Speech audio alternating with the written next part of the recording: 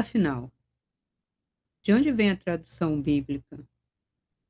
Eu posso realmente confiar nesta montagem, né, tenho feito, muitas perguntas a este texto, ou conjunto de textos, onde está, né, a verdade, porque só a verdade liberta, só a verdade constrói, mentira não leva a lugar nenhum. Onde está a verdade disso tudo?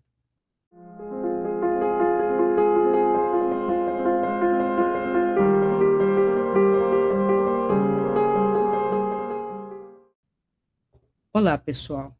Então vamos a mais um vídeo de religião e espiritualidade, porque me chegam pelo Instagram, pelo WhatsApp e poucas vezes aqui pelo YouTube, não sei porquê, questões a respeito.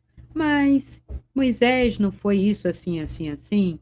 Não foi Moisés que inaugurou, né, uma reforma trazendo diretamente do divino, do Deus único, tudo isso para nós? Então, Moisés, Jesus, depois colocam Maomé, e aí depois colocam Kardec, e agora no Brasil, né, Chico Xavier, não sei mais quem, esses como fossem emissários divinos, uma santificação, uma necessidade de ter um ser humano com seus defeitos, com seus problemas todos, né, santificados, criados, porque não é um ser humano. Moisés, segundo essa tradição toda, já não é mais um Moisés, já é um ser composto de 5, 6 partes. Porque a história do homem Moisés não corresponde ao mito Moisés. Como a própria figura do Cristo não corresponde, não pelo que muitos querem colocar, que seria apenas um revolucionário, vem historiador dizer, historiador com fama de fazer uma boa história, né, do Brasil, uma boa história americana, dizer que ele foi um grande iogue, quando a yoga data de séculos depois dele. Muitos dizem que Sócrates antecipou o cristianismo. Então, uma necessidade do sistema de amarrar coisas que não dá para amarrar, díspares, assim, séculos, díspare quilômetros, que nada tem uma coisa a ver com a outra, e chega, então, no século XIX, e vem alguém aí evocar novamente algo transcendente. Espíritos me falaram, espíritos disseram que a Bíblia é verdadeira, que Moisés não sei o que lá, que Jesus era isso, aquilo, outro, que falou do tal Deus único, do patriarcado solar, misógino. Lá atrás, para esse sistema, não digo nada. Mas, no final do século XIX, início do século XX, vocês continuarem com essa mesma lenga-lenga. E também não é esta loucura, não estou defendendo esta loucura que está aí, de um feminismo enlouquecido, de um oba-oba, vamos tirar então todas as amarras e vou poder fazer qualquer coisa, homens virando mulheres prostitutas, como se a única versão feminina fosse essa. Porque é o que eu vejo. Não vejo nem em nenhum desse movimento um homem que diz que está, né, uma mulher no corpo de um homem, ser uma mulher normal, como nós. Elas são todas elas, eles, sei lá o quê, todas hipertrofiadas em sexualidade, a ponto de agora já estarem vindo para a rede e dizendo qual é a vantagem de ter um deles, delas, sei lá, em vez de uma mulher de verdade. Por quê? Sou dotado de duas possibilidades de dar prazer para você, para um homem que realmente não tem juízo, que realmente é estranho, porque sabe que é um homem. Então, o problema está dentro do homem. E a mulher que está acompanhando isso, para que não sei. E ainda tem aqueles que fazem discurso antifeminista, e um feminismo que eu falo lá de trás, né? Que foi pelo trabalho, que foi pelo voto, pelo respeito, pela consideração, que ainda não há, porque nada será dado, tudo tem que ser conquistado, há muito esforço. Então, não adianta o sistema ver assim, vou escolher algumas mulheres a dedo que eu manipulo para dizer mulheres estão no poder. Mas quando elas começam a me incomodar, eu mando embora. Eu não escuto. E qual é o porta-voz desse sistema misógino, patriarcal, político e religioso que, pelo menos aqui no Brasil, vivemos, não sei tanto em outros lugares, mas acredito que sim, que essa mídia é internacional, é usar a mulher como um discurso de verdade, sendo elas a maioria vendida, sem nenhum raciocínio, completamente tolas, com um quadro na frente delas, como se tivesse assim um triângulo verde e ela dizendo assim: "Tá vendo? Isto é um círculo vermelho". Tá de brincadeira isso? E tanto que eu afirmo que é um círculo vermelho, que quando chega alguém para dizer: "Vocês estão todos loucos, isso aí é um triângulo verde", ninguém aceita, e ele é subversivo, e ele não pode ter voz. É o mesmo de dizer que hoje vivemos a fábula da roupa nova do rei, né? A roupa nova do rei que tem a criança, que é o inocente, que é o louco, né? Que diz: o rei está nu. E eu vi isto bem concretizado quando um artista fez uma escultura imaginária, fez uma exposição e ela foi vendida por não sei quantos milhões de euros. E o levaram a tal escultura inexistente imaginária para a casa do bilionário.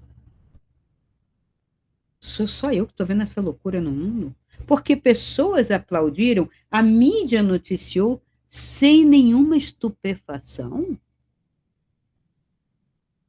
Eu estou em busca, como eremita, de pessoas sensatas, de pessoas corajosas para dizerem a verdade do que está acontecendo nesse sistema.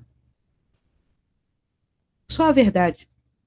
Não tem nada a ver com a política, não tem nada a ver com essas loucuras que estão aí. Vamos censurar as redes sociais. Qual o critério? Para falar de religião, pode? Mas se eu criticar a religião, pode? As pessoas podem, dentro do sistema, falar um monte de mentiras e inverdades? Pode? Qual o critério disso, né?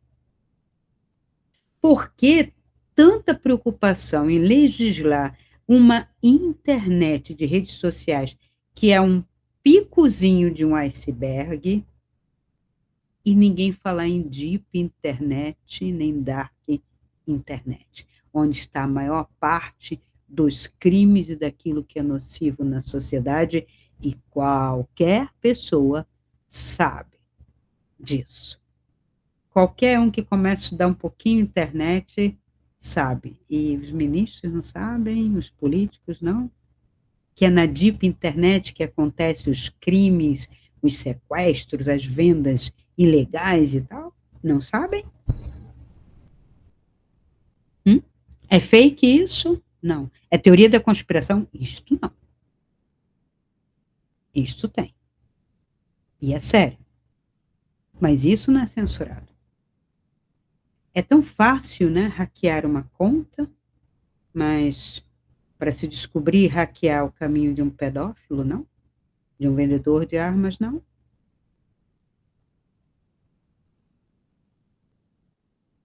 Tudo para manipular pessoas, para controlar pessoas, como desde há muito tempo. E por que estou trazendo isso? Porque eu já tinha discutido sobre esse tema, assim, né? Desconstrução, vem desconstruindo, tudo é narrativa. E a narrativa é um contar histórias e aumentar histórias, inventar mitos, né? Criar contextos que não existem, né? Minha primeira tese, inclusive, as narrativas do homem. Sim, porque todas as narrativas são do homem, ser humano, tá? Não, homem, ai, no sentido humanidade. Agora eu vou começar a usar a humanidade. E eu estou até com risco, né, de falar humanidade e excluir aqueles seres humanos que não se sentem mais parte da humanidade, se sentem parte do mundo animal. Então, vieram me perguntar sobre essa questão das traduções. Afinal, o nome de Jesus é Yoshua, Yeshua, Yashua. Deu todas as vogais, né? Yeshua, Yashua, Yoshua, Yusha. E aí, me trouxeram, né, a referência. E a questão é, quem traduz? Quem copia? É realmente letrado no sentido que a gente entende letrado? Quem faz uma cópia precisa entender tudo que está copiando, né? Porque é hebraico, é grego, né? Tem muito caractere. E quando eu faço isso, se eu errar, se a tinta falhar e muda o sentido, né, da palavra, se eu coloco um traço no T, é um T. Mas se eu esqueço o traço do T, ele pode me parecer um L. Sim ou não? Se eu esquecer uma perna do M, vira um N. Ou se eu colocar uma perna a mais. Se eu escrever o M de uma outra maneira, como alguns escrevem, eu estou falando de cópias de manuscritos, não estou falando de digitação, nem de tipografia, nada disso. Que também eu posso errar. Ao olhar, eu olho um N e puxo um Rzinho do tipo, né? O pessoal aí da antiga me entende, mas o pessoal mais novo não sabe o que é uma tipografia, que você colocava tipo por tipo para montar a palavra, para ter a página, para depois imprimir. Oh, era assim? Era. Há pouco tempo, sim. Está precisando o pessoal fazer umas excursõezinhas, em vez da escola virar um clube de porcaria e coisa nenhuma, faz umas excursões. Um museu aqui, outro museu ali. Aqui no Sul tem vários museus, a região Sudeste também é cheio assim de museu. Vai lá no Museu de Tipografia, vai lá ver como que era feito um jornal antigamente. Se eu não me engano, no Globo tem isso, como era até o antigo jornal, o papel e tudo, sabe? Matando curiosidade, vai escola em cima de escola, escola em cima de escola, e aí dá, conversa sobre isso, mostra. Como foi feito o dinheiro, de onde surgiu lá no Banco do Brasil, sede do Banco do Brasil, tem a história do dinheiro. E como começou, por que salário, que era sal, por que, que os búzios já foram considerados moedas, que tipo de moeda, sabe? Não quer dar aula, não quer dar aula mais de português, matemática, geografia, história, que não precisa, vamos fazer excursão aos museus, às bibliotecas. É passeio, tem lanchinho, tem pão com mortadela, camiseta e o passeio. Não é uma boa ideia? Podemos fazer isso. Então, e aí começa, no auge da ignorância, as pessoas discutindo coisas absurdas. Agora, você imagina isso com IA. é uma coisa de louco. Outro dia mostraram para uma senhora um papagaio tocando saxofone, ela disse, coisa de Deus.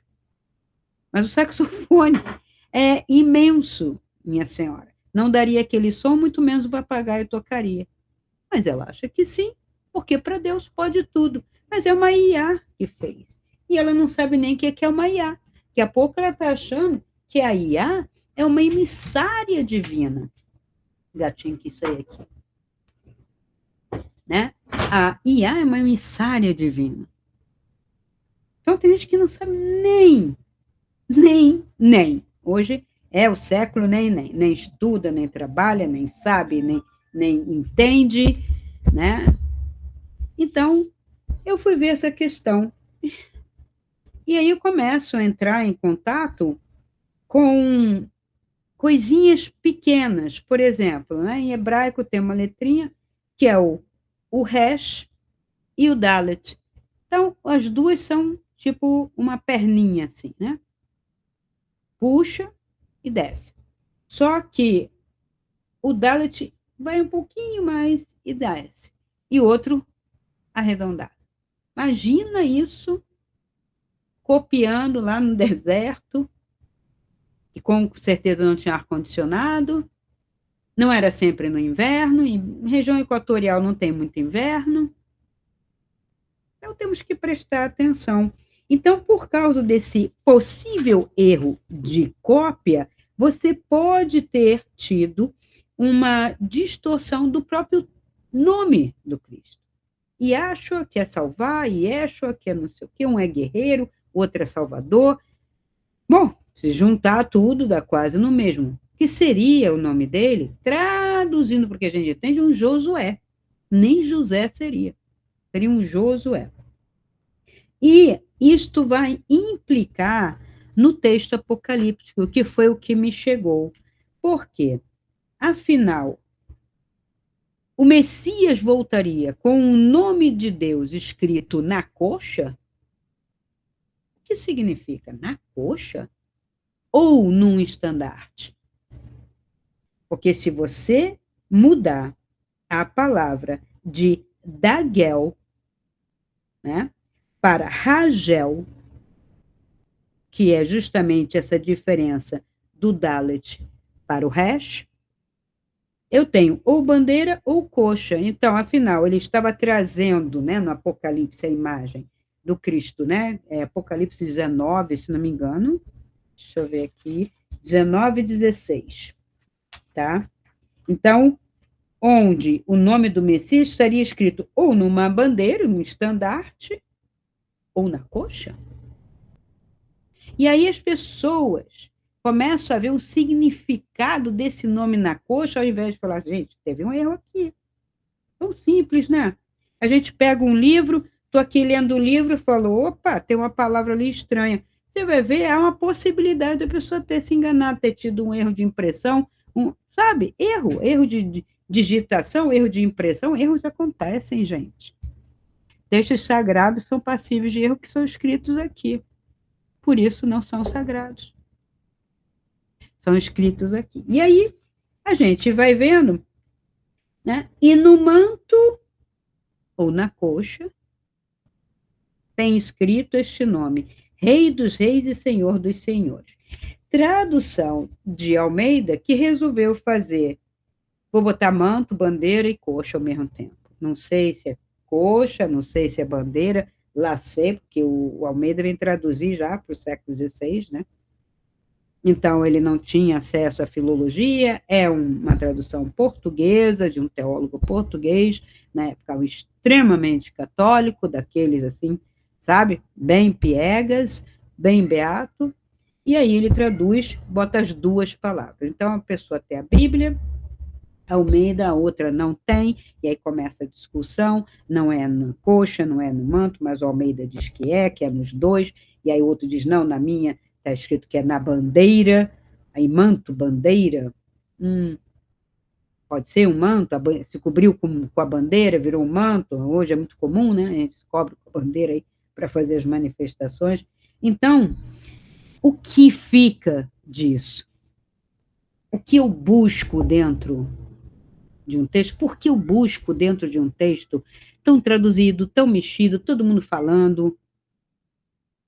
Não é uma questão de oposição, de demônio, é questão de verdade, é questão de sinceridade, de século XX, século XXI, sabe?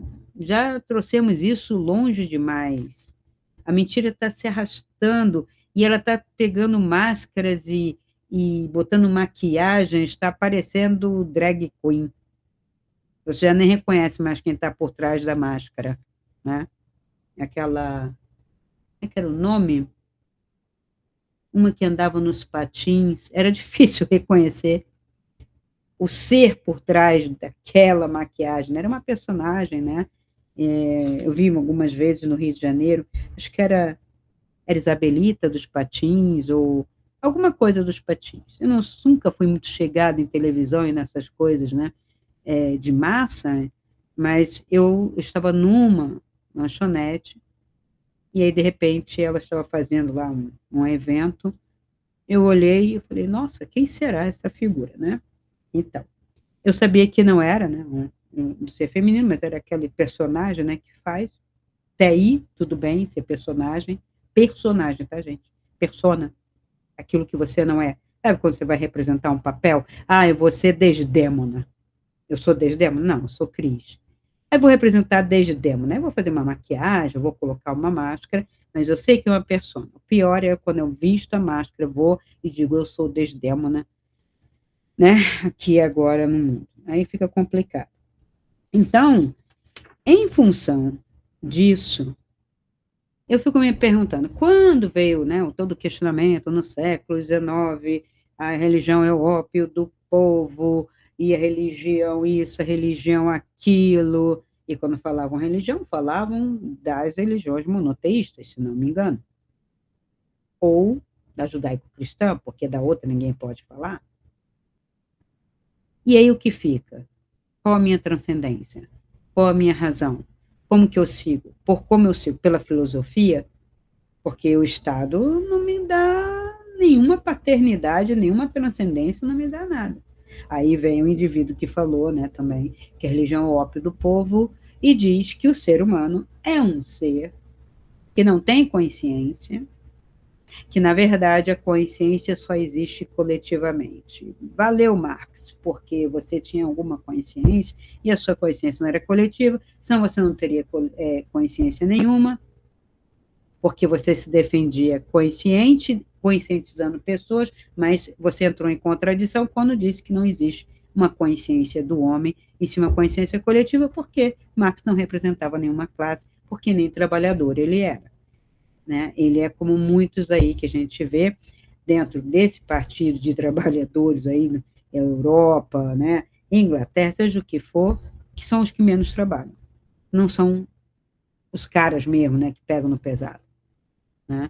E ele também era judeu. Então, querendo ou não, ele tinha uma nação, uma razão, praticante ou não, mas ele jamais se diria que não. Então, ele coloca coisas que ele mesmo nunca foi, né? E com uma pessoa que era nobre, da realeza, dono de fábrica. Então, é uma coisa estranha que o movimento saia do lugar oposto de onde deveria ter vindo, que seria da massa, do povo, e essas pessoas se dizem, mais uma vez, salvadoras das massas. Quando é que a massa vai acordar para ser gente e para ela mesma fazer o seu caminho? Quando é que o ser humano vai deixar de ser massa, coletivo, né? Como indivíduo, ser como indivíduo, pensar, agir, porque na hora que vai fazer besteira, todo mundo age sozinho. O erro não é coletivo, cada erro é individual. Se assemelham, mas não são iguais. Roubar coletivo é quadrilha, e daqui a pouco estão se matando entre si. Uma traição é individual. Nunca foi coletiva uma traição.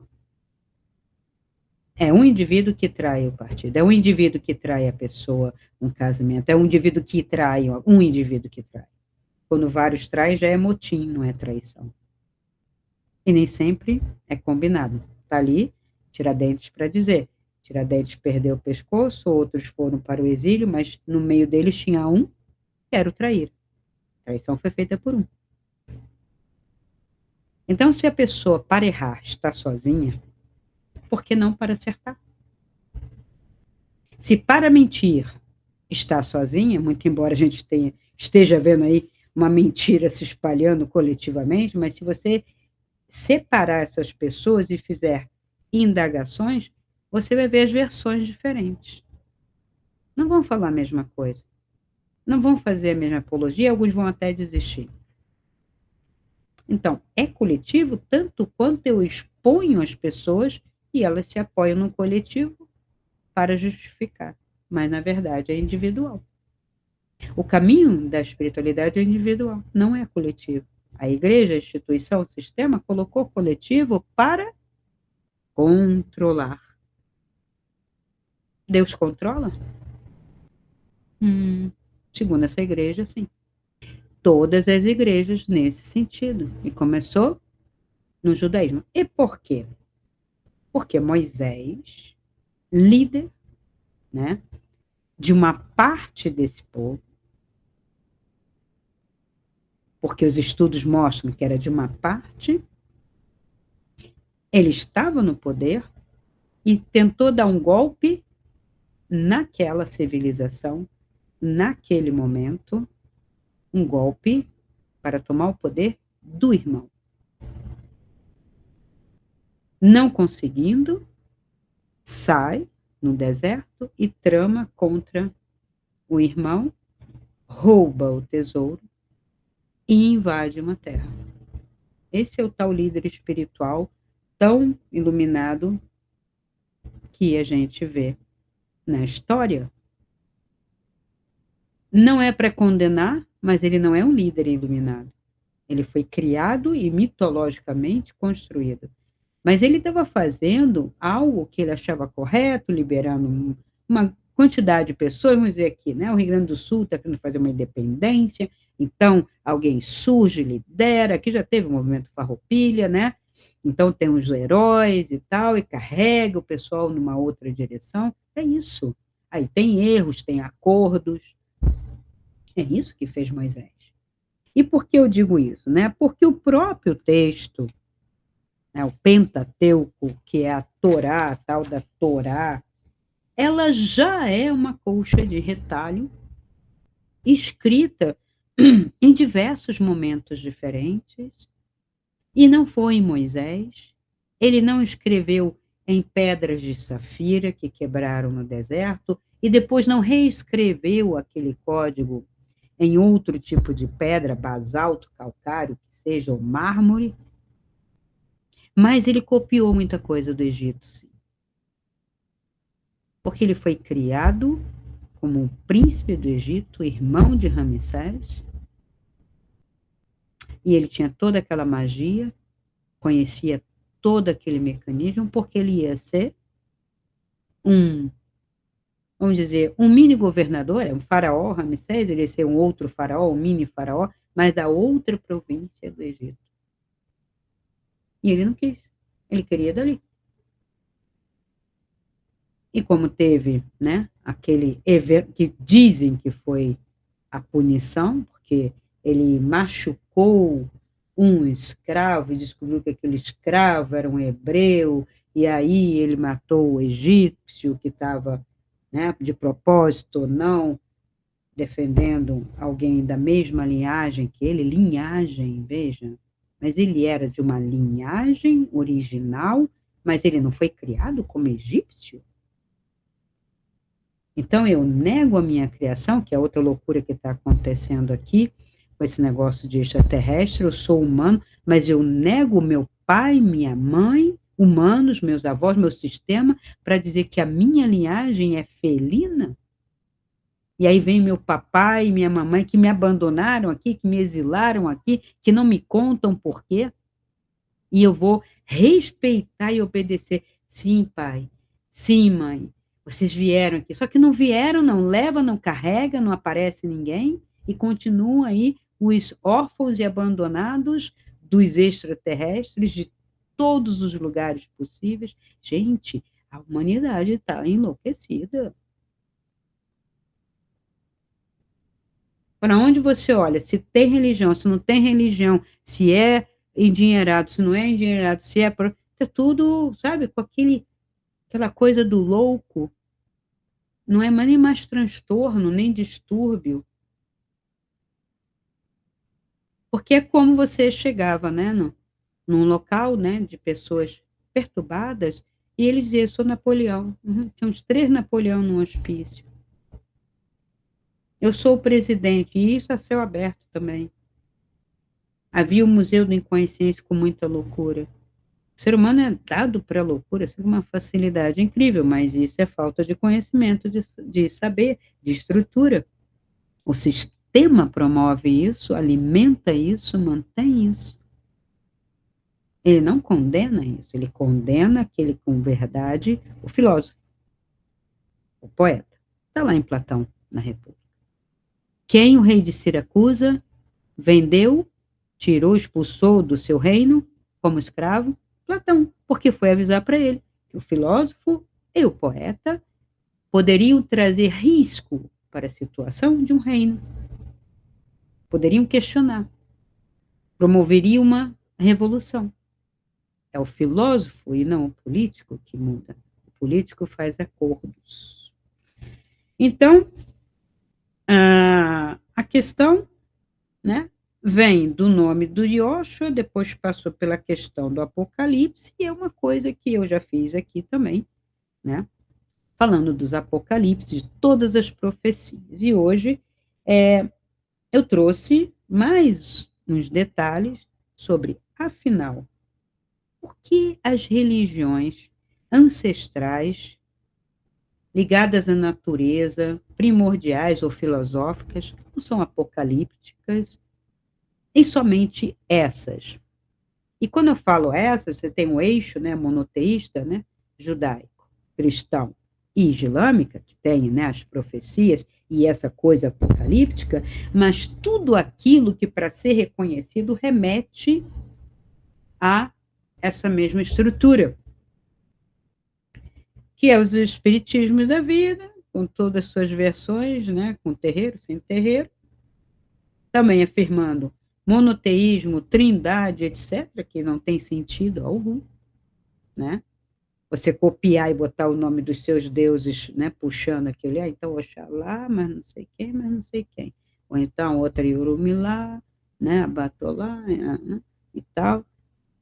Todo mundo para fazer o quê? O monoteísmo com a trindade, para endossar algo que foi artificialmente criado e colocado. Porque se é um, é um. E se tiver 3, é mãe, pai, filho. E não é isso que acontece. Mãe? Feminino?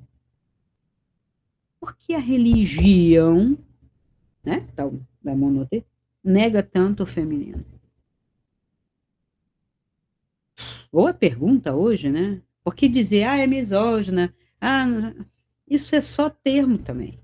Qual é o problema da humanidade e dos homens se todos somos nascidos de mulher? Todos.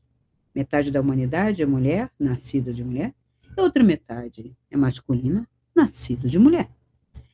Os gatos também têm as fêmeas e os machos. As fêmeas dão origem aos gatinhos, machos e fêmeas. As ursas também, as baleias também. Então, inclusive plantas, etc, etc, etc. Qual é o problema do ser humano com a mulher? Porque não queremos mais úteros, porque o sistema não quer a mulher, não quer a amamentação da mulher. Não é só a mulher que não quer, a mulher está entrando nessa onda e é uma minoria. Mas por que não querer? Qual é o problema? Então, nessas religiões, a vida é cíclica e não linear, por isso não tem apocalipse. A vida é dual e polarizada porque está ligada à natureza e o indivíduo observa e fala tudo é dual. A morte não é um fim, e sim uma transformação, fases, né? O sagrado se manifesta no aqui e agora, na terra, no corpo, nos elementos e não além, num além terra. Tendo que viver subjugado, sem poder tirar a vida ou interrompê-la, sendo subjugado para só depois saber se vai para um lado bom ou ruim, sem nenhuma chance de recuperação. Aí vem o espiritismo e fala: não, nós temos aqui agora, né, lugares intermediários e tal, para recuperar, e fala com pessoas, traz pessoas. E afinal, espiritismo é reencarnacionista ou não? Que espiritismo é esse que eu não conheço mais?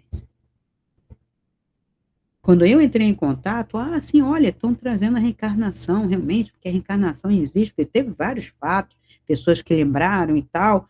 E aí, na década de 70, 80, estão reencarnando. Mas quem reencarna, ele tem que deixar o ego para trás, o ego que foi homem, mulher, ladrão, benfeitor e tal, para trás. Você não traz o nome. E o Espiritismo me traz sobrenomes como nomes.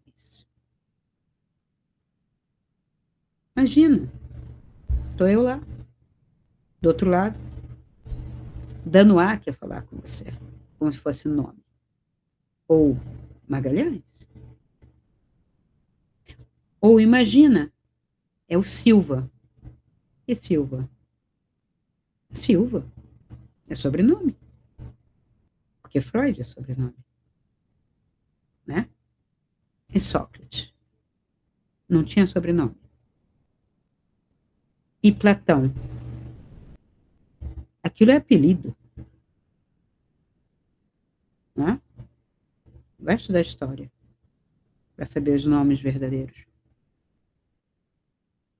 E personalidades se comunicam no astral redimidas, como Michael Jackson, Marilyn Monroe, o médico não sei das quantas. Mas o povo simples nunca tem comunicação, não tem voz, quer dizer, continua sendo mais do mesmo. Então, se eu morrer famosa aqui, eu vou ser famosa lá, mas se eu morrer aqui completamente desconhecida, eu nunca vou poder falar com ninguém, ninguém vai me ouvir?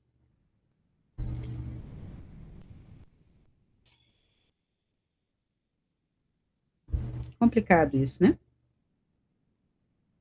Tem que pensar, gente, com a sua própria cabeça um pouquinho, né? Não é para sair destruindo, é para sair desconstruindo para a gente ver onde está. Está um palheiro aí. Cadê a agulha? Cadê a coisa que brilha aí? Cadê a luz? Tem que ter coragem para fazer isso. Ser arrastado de roldão, né? Então, o que é Apocalipse? É um tipo, né, de literatura. Quem inventou? Adivinha? Dou um prêmio para quem adivinhar? O judaísmo. Sim, é nas regiões semitas, porque o Egito não era.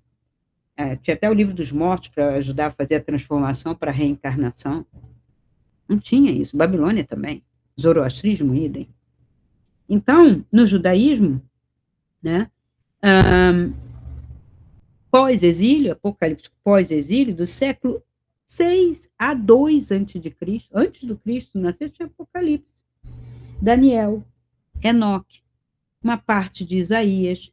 Por quê?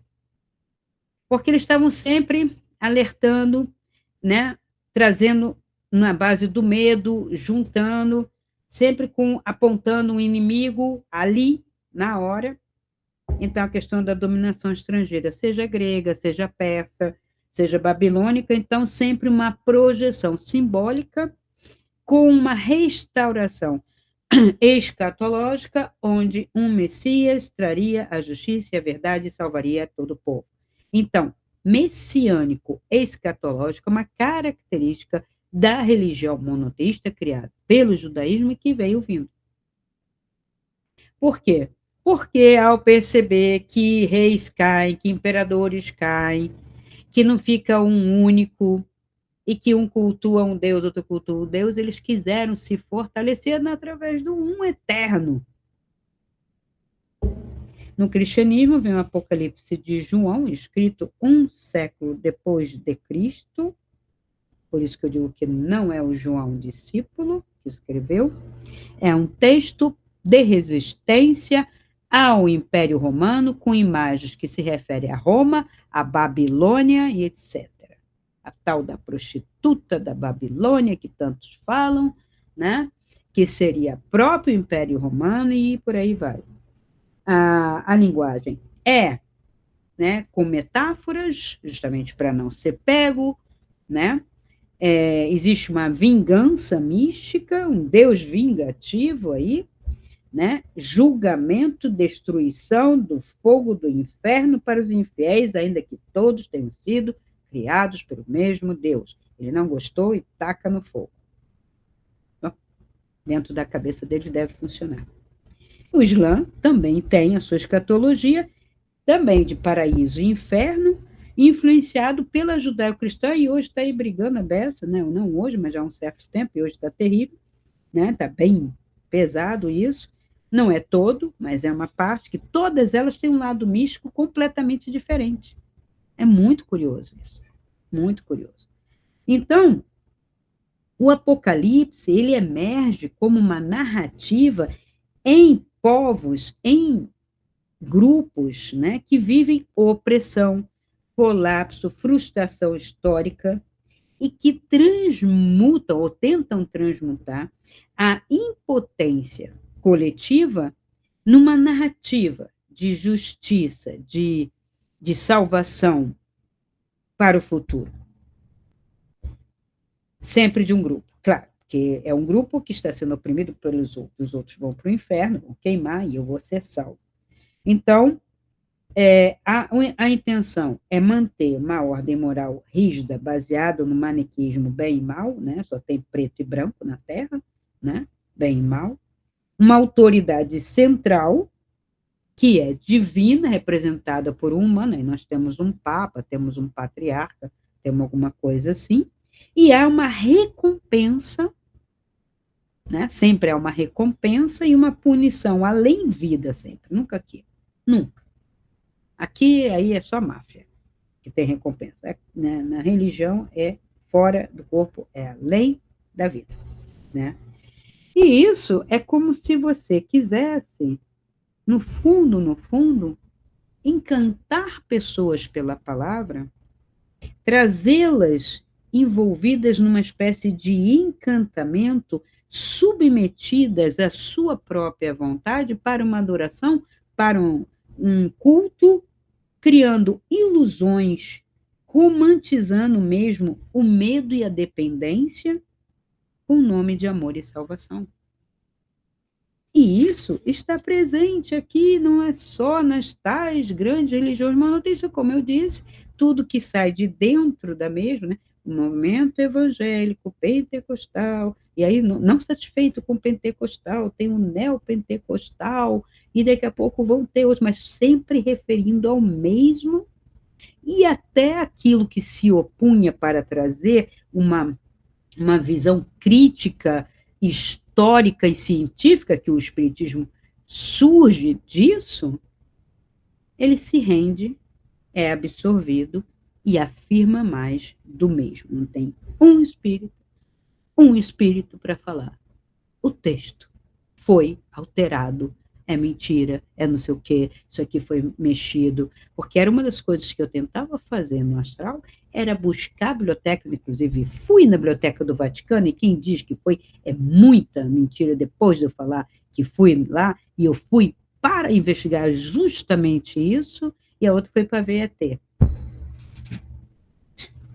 Então a pessoa pega, faz o eco na rede, você fala uma coisa, a pessoa pega, ela não diz que assiste, não. As pessoas estão roubando um conteúdo do outro para dar uma versão desse mesmo. Quem sabe não cola também. Então, qual é a diferença entre encantamento e presença? O encantamento prende e a presença conquista verdadeiramente a verdade, a liberdade, a luz, o bem-estar, a paz. O amor não é dado, o amor é conquistado e cultivado. A liberdade, ela é cultivada. Eu alcanço, eu conquisto, ninguém vai me dar. É falso isso. A liberdade não vem pelo dinheiro. A liberdade de comprar, ir e vir, só. Mas a liberdade de pensar vem pelo dinheiro? A liberdade de sentir, de pensar com a sua própria cabeça e falar, aí tem alguma coisa errada? Essa pessoa está vendida, essa pessoa pertence a esse sistema, essa pessoa está falando em nome do outro sistema. Você não precisa nem de que a pessoa confirme para você. Você sabe. Isso é algo que se conquista que ninguém vai te dar. E aí você pode deixar tudo isso ir. Sim, posso deixar tudo ir. E ficar tranquila, mas quem me ouve muitas vezes não fica. Quem critica, né, esta versão verdadeira, porque quer o sistema fechado, esse passa mal. Porque teme que a verdade o tire da caixa e o liberte. Teme, é medo. E é uma infantilização espiritual e hoje uma infantilização social. Nem trabalha, nem estuda, nem produz, nem colabora. Não consegue ser grato por tudo que já tem. É só olhar na história e ver que é um século atrás. Nem a metade do que nós temos hoje, ainda que não seja para todos, mas é bem mais pessoas, bem mais cidades,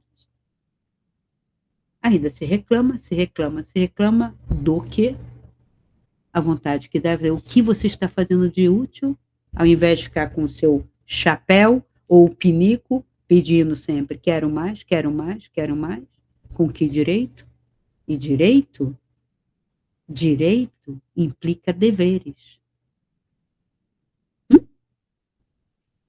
Então, as religiões prometem o céu, mas ameaçam com o inferno, proíbem perguntas, exaltam a cegueira, chamam de heresia todo pensamento livre e condicionam o valor do ser humano a uma obediência cega a doutrinas e dogmas. Não se fala depois disso. Se você faz uma crítica a um ser humano, né? Ah, nossa, como você ousa! Ele não é ser humano como eu, não posso fazer crítica. Estou criticando a pessoa, estou criticando a ideia, ou né, a mentira ali que falou. Não, não, perfeitos, perfeitos, imaculados, puros, como diz Fernando Pessoa, só eu sou vil. Estou cercado de príncipes, estou cercado de puros, ninguém erra, só eu erro. Poema de Fernando Pessoa, extraordinário, que incomoda. Ele também se incomodou bastante, né? Então, a gente pode pensar com lucidez, pode sentir com integridade, pode amar com liberdade, pode viver com inteireza, mas para isso tem caminho, tem algo que vai ligar você a uma meditação bem feita, mas não é sozinho num primeiro momento, você precisa de um mestre, de um sistema, mas um sistema que seja filosófico, que seja mais prático, que não tenha essas loucuras, né? Esse céu, inferno, esses julgamentos, né? Porque aquele que se arvora a julgar os outros, ele se coloca numa posição de inatingível. Se eu estou julgando, ninguém vai me julgar, né? O juiz, ele julga, ele não é julgado, ele fica acima da lei. Bom, é isso aí que ele se coloca, a maioria. Então, o Papa está acima, o cardeal está acima, o padre está acima, um juiz está acima, né, um jurista. né? O presidente se coloca acima da lei, todo mundo, né? Porque ele está comandando. Só quem erra são os plebeus, né? E plebeus mesmo, né? Vocês não estão entendendo de onde está vindo esse movimento, né? Ainda não. Hoje eu estou vendo algumas pessoas despertarem para de onde está vindo essa confusão aí, de esquerda, de direita, quem está comandando isso tudo, essa agenda, vocês não estão percebendo não, né? Isso começou na Europa, tá? Isso tem uma classe, não é uma classe esquerda, é uma classe que sempre esteve no poder.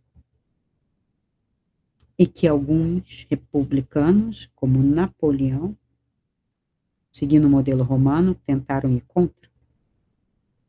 Nem ele arriando as calças para se tornar imperador, então vamos voltar à monarquia, nem assim ele foi aceito. Por quê? O sangue dele não é azul. E eu faço qualquer coisa para ficar no poder. Nem que eu tenha que pegar uma ideologia que é contra mim, absorvê-la e entregá-la de uma maneira diferente. Abre o olho. Onde estão os poderosos? Quem é tão rico neste mundo a ponto? Não é o cara que começou vendendo chiclete ali, nem picolé, tá? Olha o nome das famílias, que estão, inclusive, no Parlamento Europeu. O nome dos grandes bilionários e os que vocês nem conhecem. Não é reptiliano, não, gente. É gente daqui. É ser humano, é a humanidade. Assim é a humanidade, acorda, tá? Então, quando você faz uma comparação, por que que é uma Septuaginta? Quem traduziu? Por que foi traduzido? Afinal de contas, Moisés escreveu, não escreveu? Ele não pode ter escrito, porque quando você vai ler o Pentateuco, ele escreveu sobre a própria morte, ele escreveu sobre coisas que iam acontecer depois dele, mas ele conta como se estivesse no passado. Ah, porque ele viu. Não, não tem nada a ver, porque é uma montagem de textos. Então, a tradução grega era para legitimar a Septuagésima, né, a Septuaginta é para legitimar. E aí tem aquela historinha que 70 sábios judeus, não sei porque tem que ser tudo judeu, para fazer uma boa tradução não precisava, né, convocado por Ptolomeu II do Egito, foi pedir para que eles traduzissem esse tal Pentateuco, essa coisa bíblia, né, judaica, para colocar na Biblioteca de Alexandria. Isso é feito antes de Cristo, e aí, para inventar que a coisa foi sagrada, né, para aceitar, 70 sábios em 70 salas diferentes fizeram a mesma tradução. E hoje, quando a gente lê, a gente fala, não, não. Tem 5 narradores aqui. Tem um que a gente chama de javista, tem um eloísta, tem um deuteronomista, tem um outro aqui que escreveu essa parte dos levíticos, porque quem estuda um pouco de discurso percebe, os autores são diferentes, tem um quê da pessoa, igual o pintor, você pode tentar imitar ali, o grande conhecer vai identificar esse quadro é falso. Essa pincelada aqui está errada, não tem sentido. É que nem no texto, a gente pega o texto e fala, não, isso aqui, por isso que eu falo, quando vem naquele coisa, Fernando Pessoa disse, eu olho e falo assim, não, Fernando Pessoa não, qualquer outro Fernando, menos o Pessoa. Clarice, inclusive, tem um site, Clarice não disse, porque é um tal de Clarice disse, e Clarice não disse aquilo. Ela disse uma série de outras coisas, mas a pessoa não quer. E por que a pessoa faz isso? Porque ela quer ver a frase dela endossada por Clarice, espalhando por todo lugar, numa vaidade obscura, pelo menos estão lendo a minha frase e dando valor, ainda que com o nome de Clarice. E assim é com Shakespeare, com Sócrates, com tudo. Né? Isso começou devagarzinho e agora está um auê. E eu até cansei, botei, verificava, né? O pensador recebeu tanta crítica que ele começou, de uns tempos para cá, a colocar referência. Porque me diz qual é a referência, onde está escrito isso? Tem gente que fala assim, Nietzsche escreveu isso, falou onde? Ah, num livro dele de filosofia. Pensei que era num livro de comédia, de piadas. Me diz, me diz o livro, a referência. Você pode me dizer só o livro. Eu vou catar isso e vou achar. Você sabia que dá para achar? Fácil? Técnica. Você me dá uma frase, eu te digo de quem é e onde está. E hoje, com a internet, isso ficou mais fácil ainda. Eu já fazia isso antes, até da inteligência artificial. Ok? Então, quando você observa o texto, né, em hebraico, né, ele está escrito em hebraico. Se eles se preocupavam com o estilo, não sei, acho que não, porque era um texto sagrado. Então, o estilo é divino. Muito bem. O que interessava para eles? Que a leitura daquilo dizia respeito à origem, ao êxodo, a alguns reis, algumas guerras, quando Deus deu a terra, papapá, esse tipo de coisa. E criou-se todo um ritual em cima disso, né? E aí você não vai desmanchar, ela está construída nisso.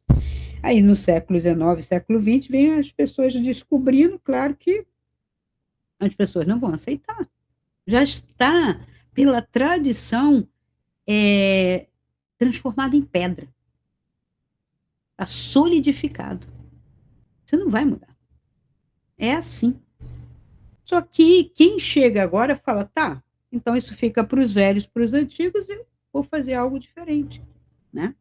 Então, quando começou a tradução grega, né, da Torá, porque o pessoal queria entender o que era aquilo, porque ali em Alexandria era uma confluência de saberes, de estudos, né?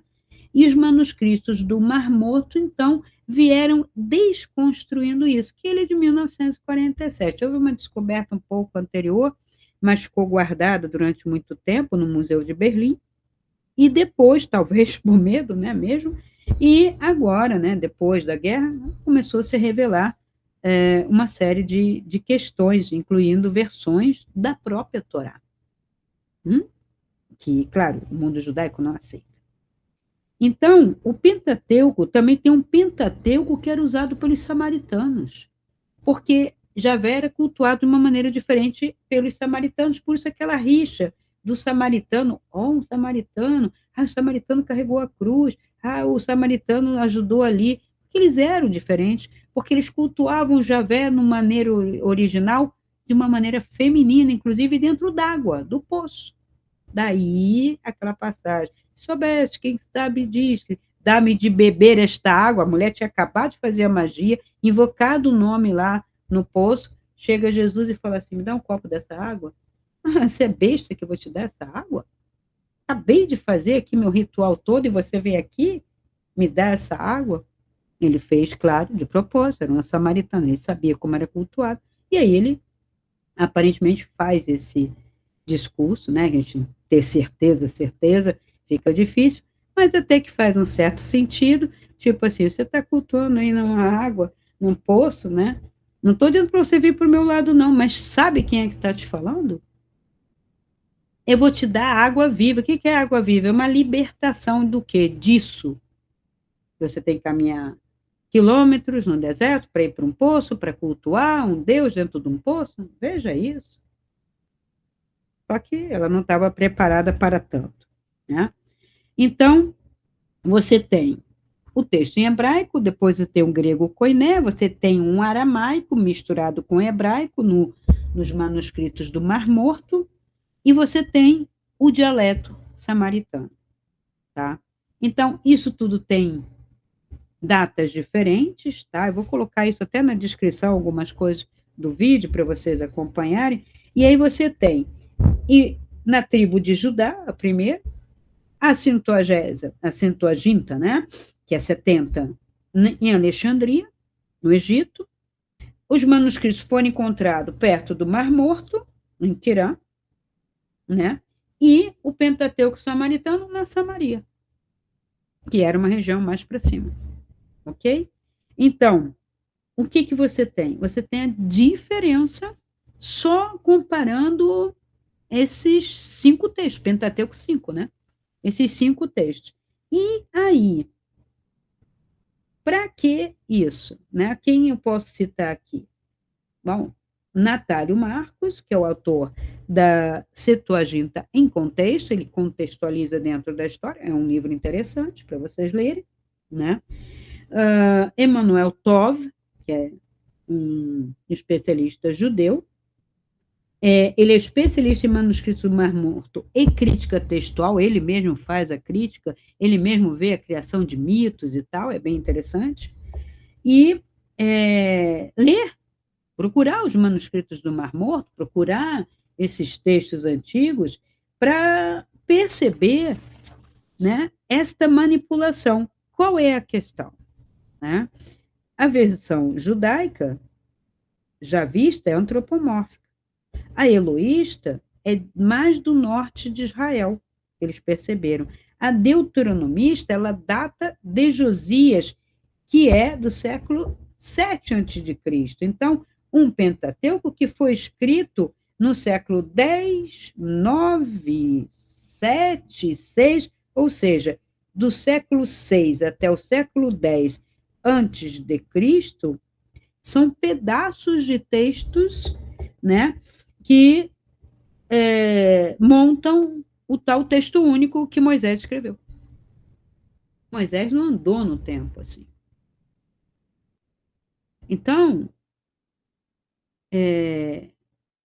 no máximo, ele poderia ser do século 6 antes de Cristo, que é 600 anos antes de Cristo, Moisés. Não é? Mais ou menos pela datação de Ramsés e tal. Por que não ter datação? Uma, que o calendário deles é diferente. Não existia número, são letras. E até se fazer essa transcrição, é que nem os anos, viveu 950 anos. Não, não é isso. Né? Eles eram desprovidos, inclusive, de um sistema único e até em termos de moeda, eles adotaram a moeda persa, que eles consideravam a moeda, isso no tempo do Cristo, né? A moeda persa menos suja, menos poluída, vamos dizer assim, do que a moeda romana, embora a moeda romana circulasse ali por Jerusalém. Então, naquele momento em que o Cristo derruba lá os vendilhões do tempo na hipocrisia, é porque havia, o povo tinha que ir lá com moeda romana, porque circulava, fazer o câmbio. Na verdade, ele destruiu ali cambistas que faziam o câmbio para o sinédrio com moeda persa, que era considerado a moeda, então, que poderia fazer negócios, o sinédrio fazia negócio, porque como é que ele comprava as coisas para manter? Né? Não eram só doações, não, gente.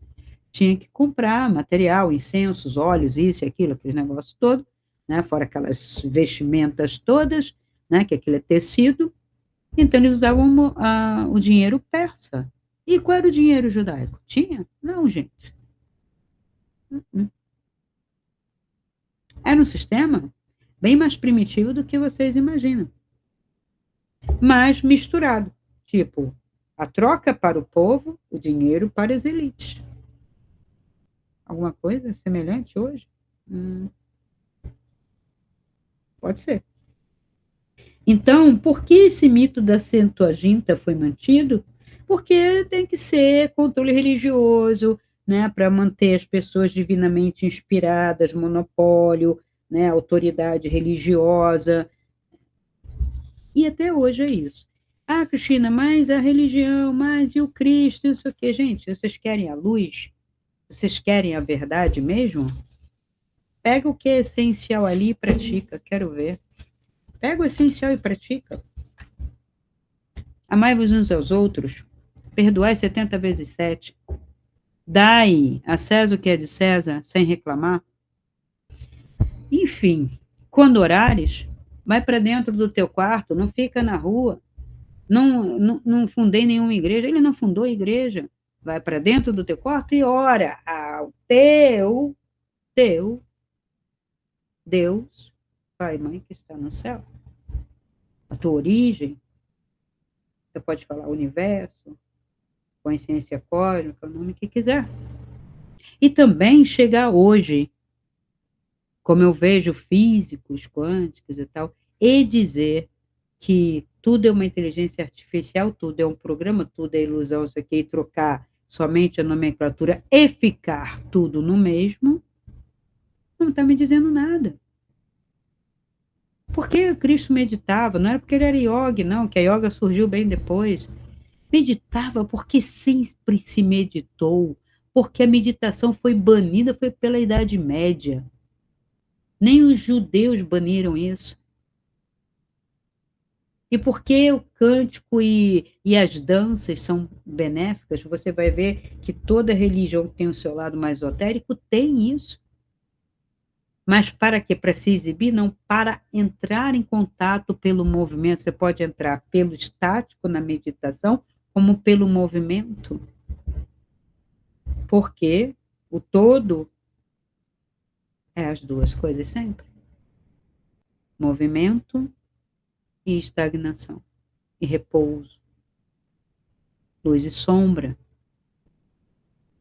Então, eu quero luz, eu quero verdade, então eu tenho que silenciar para encontrar.